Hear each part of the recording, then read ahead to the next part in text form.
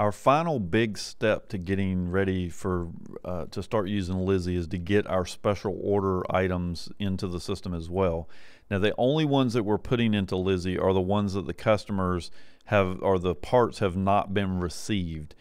If the PO has already been received into the system in the old business system, you don't want to worry about putting them into Lizzy at all, especially if there's already been money collected on those things. The only ones we're really interested in putting in right now are the ones where the customer parts have not been ordered, or they have been ordered but they haven't come in yet.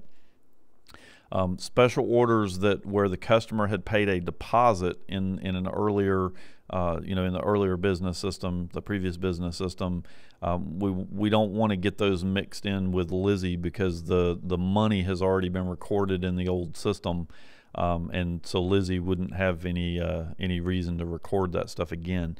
The only exception to that, obviously, is if the customer still owes you money for them, then we'll deal with those a little bit differently. But in that case, you would actually just go create an account receivable saying that he owes you money, and when he comes to pick it up, they would just pay against that AR. You'll see a little bit about how to do that in this video. So I'm starting over here in accounts payable because I want to kind of show you how this thing works. So in a previous video, the first thing we did was create a bunch of accounts, a bunch of payables, and order them, or if they were still open, we left them open. In this video, you're going to kind of see how this comes into play and how everything links up. So right now we're on 4167, and I'm going to be putting this part, which currently is not showing that any customers are looking for it. I'm going to be putting this part on an invoice for a customer, and then you'll see how this thing actually links up and shows you that that customer is waiting on the part. So to get started, we're going to go over here to invoicing. We're going to create a new invoice. I'm just going to tell it to use the current contact, but you can locate a contact and do that as well. We're going to select part cell.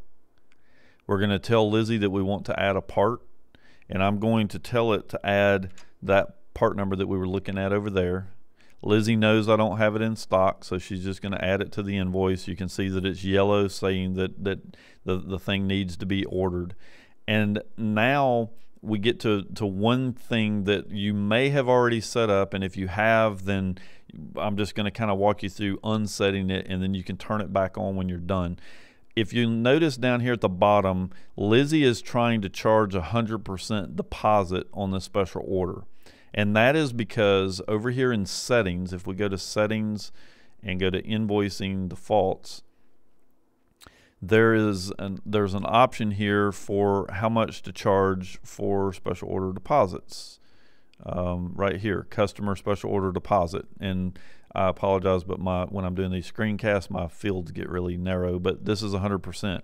Well, right now, to speed this up, I don't want Lizzy doing that, because it's going to get really complicated, because I got to go override every single invoice while I'm putting them in, and it's just going to take longer. So what I would really rather do is to come over here to settings and tell Lizzy to actually collect 0%, hit the save button, and now come back over here to the invoice. Now, obviously, you want to do that before you create the invoice.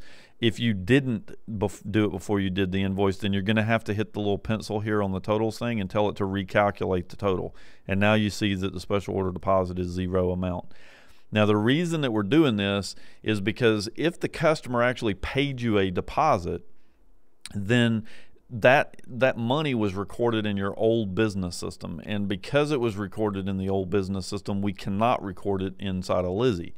So we're going to cash these things out with a 0 amount paid, which means the customer owes me 100%. But then the last step is we're going to go to AR and actually create the credit so that we know that they've paid. So right now we've got a 0 amount deposit. I'm just going to tell it to pay the invoice. There's a 0 amount to pay, and obviously you're not going to have all these other invoices. I picked a customer that has a lot of stuff on it. You're going to just come down here and choose the cash drawer and tell it to process the payment. Now, there's nothing to do here. The system knows that there's no amount to pay on this particular invoice. So at this point, I'm going to go back and create all my payables, all my invoices. Every single invoice that I have out there for a customer that's waiting on a special order part, I'm going to put it in, and I'm not worried about the accounts receivable right yet. I'm trying to get the invoices in, because one of the things that's happening, if I go over here to the special order list and we look at the current invoice, this is the part that we just added to the system. And if I open up the detail, you can see here that it actually connected itself to that purchase order that we were looking at a moment ago. So the system is automatically linking everything up for me. I'm putting the invoices in, and now that I'm done, I need to do the final step. So there's a couple different things that you can do. One is if I go over here to invoicing and select locate invoice, I want to look at all of the part sale invoices that are in the system. Now, because in your scenario, you're getting started, the only part sale invoices that are going to be in here are going to be these special order invoices that you're creating right now. So the reason that I'm doing it this way is because it helps me to see what customer I need to work with, and it also gives me an invoice number to tie the credit to. You can create a credit without tying it to an invoice. What that means is that that credit can be used by that customer on any purchase that he comes into the dealership for. But if you want to make sure that the credit is only available for that special order, then we need to know the invoice that that particular customer has open that we're trying to tie it to.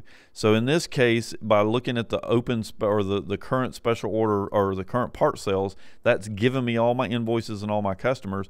I'm just going to select the first customer, which is invoice 10861. So you do have to keep up with where you're at, but I'm going to select that customer. I'm going to double click on the invoice number, and I'm going to hit Control C, or if you're on a Mac, Command C, to copy that invoice number. Now we're going to go, and notice by me selecting the invoice, it also selected the customer, so it saves you having to search for the customer.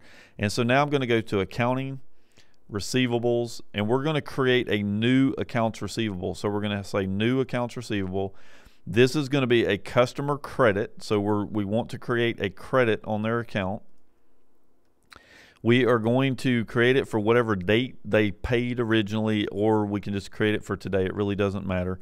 And then we're going to put in the amount. So let's say that they paid us $50 on that particular ticket. You can change this to anything you want. So maybe you add this to converted customer deposit, and obviously you want to use the same description on all of them just to make it easier when you go back to reviewing them later.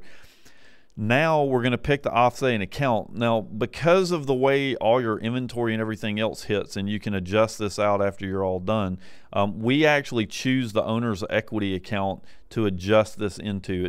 We put all the inventory into owner's equity, all the serialized into owner's equity. That way you have one account to deal with later on to get everything back in balance, instead of having to go figure out a bunch of different things for different stuff.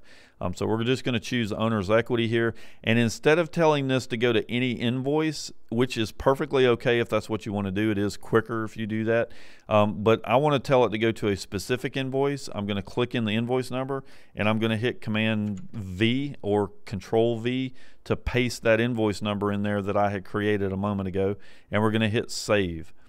So now we have that $50 deposit on here, and it's actually a liability on my books, and it's waiting for that customer to come pick up the invoice. So, and to see how to deliver a special order part, you can go over to the special order or to the parts section and learn how to do that.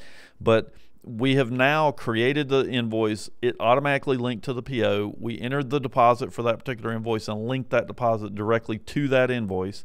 And so the next step is going to go back to invoicing, locate invoice, and now I'm going to go to the second invoice and I'm going to do the same thing. So I'm just going to repeat it for each one of these invoices that I had entered in that I'm waiting on special order parts for.